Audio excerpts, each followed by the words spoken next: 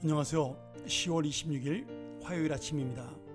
오늘은 어제에 이어서 출애굽기 38장 1절부터 20절의 말씀을 가지고 성막이 지어지는 과정을 다시 한번 설명하고 있는 그런 본문을 함께 은혜를 나누겠습니다. 오늘 성막이 여러 가지 다른 물건들을 통하여 또 그 작은 것 하나하나에도 하나님의 의미가 있다라는 그런 귀한 은혜를 함께 나누기를 원합니다.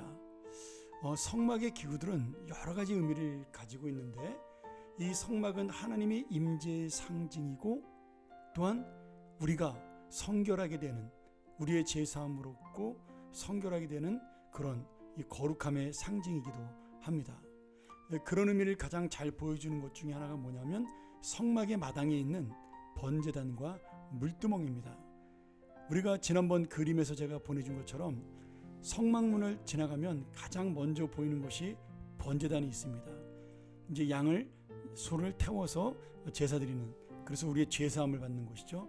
그리고 그 다음에 물두멍이 있는데요. 이 물두멍은 제사장이 성소에 제사를 하러 들어가기 전에 번제단에서 제사를 드린 후에 반드시 물두멍에서 자신의 손과 발을 깨끗하게 씻어야 했습니다. 지금 이 의미가 무엇이냐? 하나님의 거룩함, 하나님의 성결함을 가지지 않고는 하나님을 만나는 성소에 들어갈 수 없다. 우리가 이것을 상징해주고 있는 거죠. 그러면 우리가 거룩하고 성결하게 되는 방법은 무엇이냐? 이 번제가 바로 제물을 태워 제사 지내는 것으로 예수 그리스도의 죽음을 상징하고 있습니다. 그러니 내가 거룩하고 성결하게 되기 위해서는 오직 예수님의 은혜만이 가능하다는 사실을 이 번제단을 통해서 보여주고 있는 거죠. 오늘 이런 의미가 또 하나 나오는 것이 이 번제단에 나와 있는 뿔입니다. 번제단 4개 등에 뿔을 만들고 그 뿔을 제단과 연결한 다음에 제단을 노스로 쌓아 놓았습니다. 이 뿔이 뭐냐면 바로 속죄의 피로 인해서 죽음을 면할 수 있는 생명의 뿔을 상징합니다. 이 뿔이 바로 예수 그리스도의 그 놀라운 은혜를 상징하고 있는 거죠. 예전에 그 이스라엘에서는 이 뿔을 붙잡으면 죄인도 용서를 받을 수가 있었습니다. 이제 대표적인 것이 이제 일부러 지은 죄가 아니라 자기가 우연히 또는 모르고 지은 죄에 해당되는 이야기죠. 솔로몬의 그 형이었던 아도니아가 솔로몬에게 반란을 일으킨 다음에 이 제단뿔을 와서 붙잡는 그런 장면이 나오지 않습니까?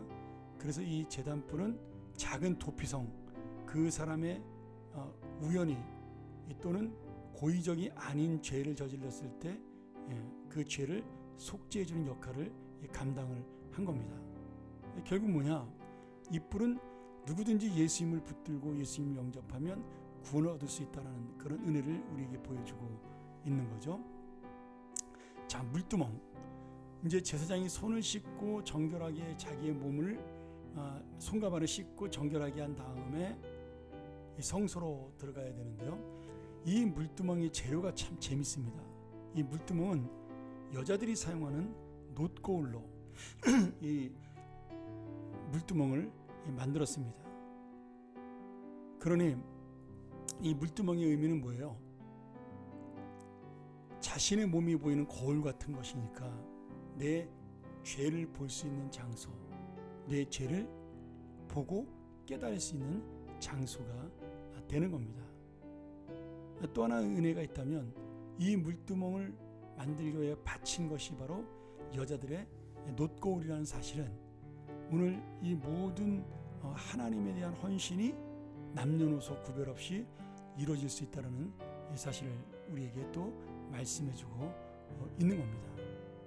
그래서 오늘 이 물두멍의 은혜가 바로 우리의 헌신이기도 하면서 또한 우리가 얼마나 하나님 앞에 죄인인가를 깨닫는 예수 그리스도의 말씀과 은혜를 상징하고 있는 그런 기물이라고 볼 수가 있습니다.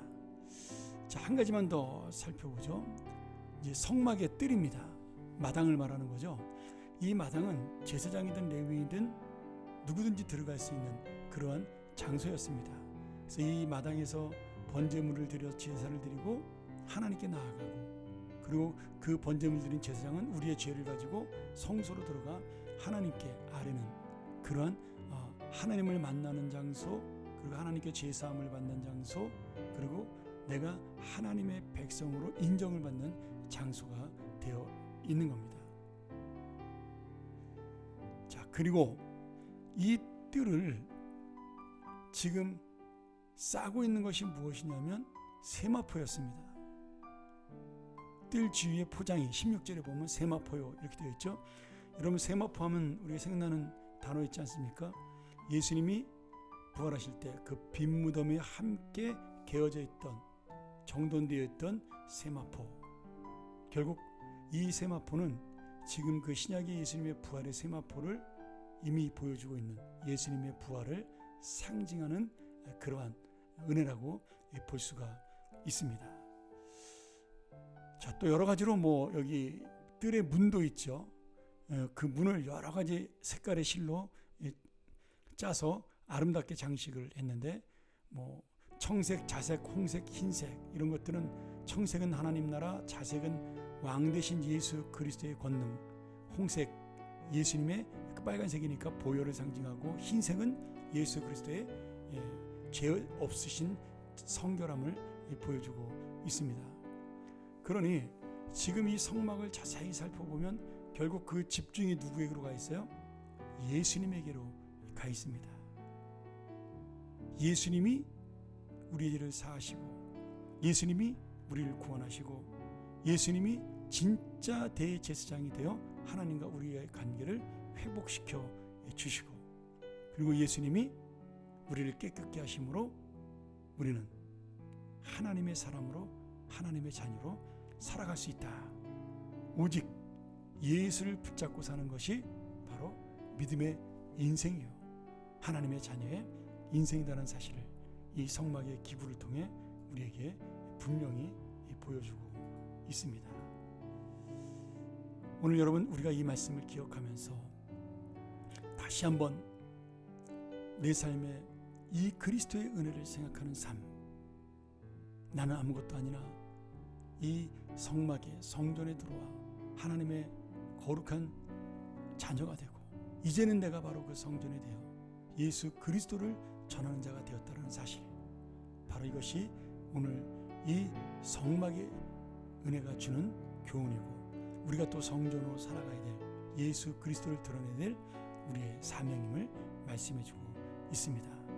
이 아침에 다시 한번 이 성막의 은혜, 성막 기구들을 통해 깨닫는 예수 그리스도의 은혜를 만나는 하루가 되고, 이 예수 그리스도를 전하는 하루가 되기를 축원합니다.